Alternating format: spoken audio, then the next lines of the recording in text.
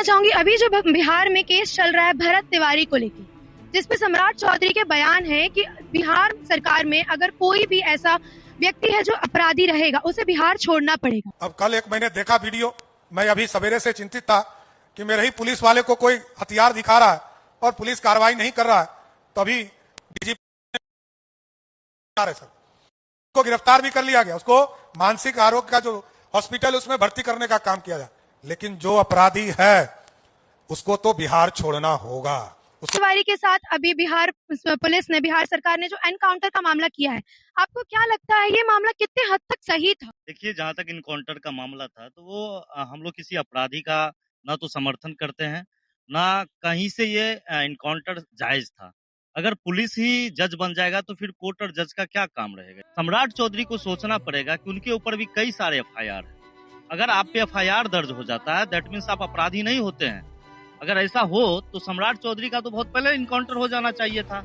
14 murder case है उन पे, फिर भी वो बिहार के सीएम बने हैं।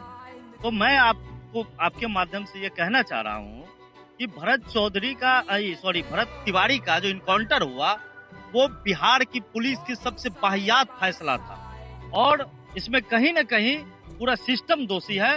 भरत ने हथियार क्यों उठाया, सवाल ये है। भरत पे कोई आपराधिक इतिहास तो था नहीं।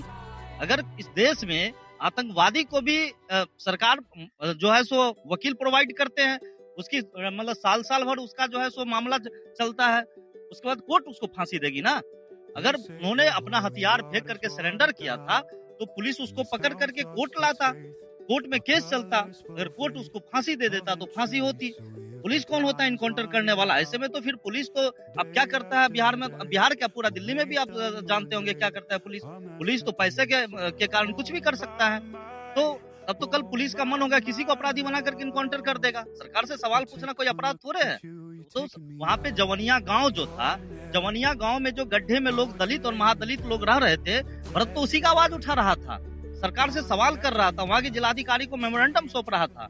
यह बिल्कुल ही निहायत गलत है और बिहार में लॉ एंड ऑर्डर बहुत ही अव्वल दर्जे, मतलब कि नीतीश कुमार की सरकार में और लालू जी की सरकार जो थी उससे भी नीचे गिर चुका है। और हम कह रहे हैं कि मोदी जी अविलंब सम्राट चौधरी को हटाइए, नहीं तो ये अपराधी प्रवृत्ति के लोग हैं, ये बिहार में आग लगा देगा। कुछ ही दिन पहले खान सर और रोशन सलवार मामला था, उसमें पूरे इंटेंशन के साथ इन्होंने काम किया और दोनों शिक्षक को लड़ाने का काम किया था।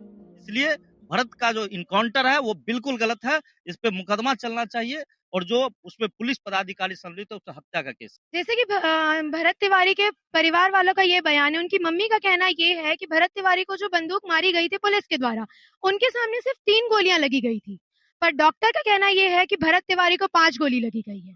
और उनकी बहन ने भी ये बयान दिया था कि भरत तिवारी को बाकी की जो 2 गोली है वो बाद में पुलिस वालों ने गाड़ी में बिठा के मारा है।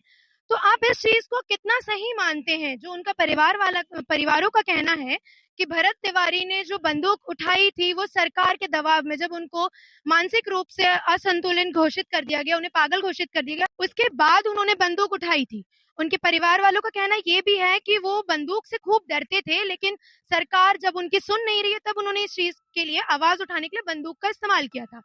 तो आपको क्या लगता है उनका ये तरीका कितने हद तक सही था? देखिए, जब भगत सिंह ने कहा था कि अगर सरकार या कोई गूंगी सरकार हो, अगर वो नहीं सुनता तो धमाके की जरूरत पड़ती है, तो इस देश में गांधी को भी अनुसरण करने वाले लोग हैं, इस देश में भगत सिंह को भी मानने वाले लोग हैं।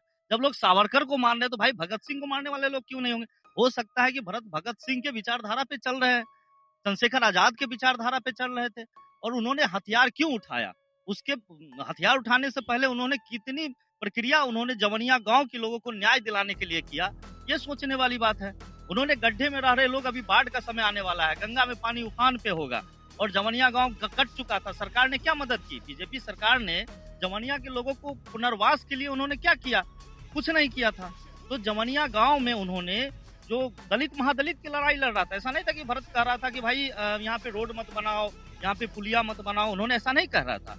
और बिल्कुल कोई भी जो डरपोक आदमी होगा, जो जिसको हथियार से डर है, जिसको बंदूक से डर है, अगर उस पे भरत जैसे अगर नाइंसाफी होगी, अगर उसको दबाया जाएगा, हम लोग फिजिक्स का छात्र हैं, न्यूटन ने कहा कि किसी भी चीज को आप जितना दबाओगे वो उतनी ही उसकी प्रतिक्रिया होगी।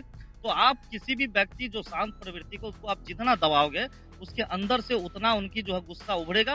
और भरत ने हथियार उठाया। सरकार को था कि उनको सरेंडर करवा करके उनको फिर रास्ते, यहाँ तो नक्सलियों को सरेंडर करवाया जा रहा है।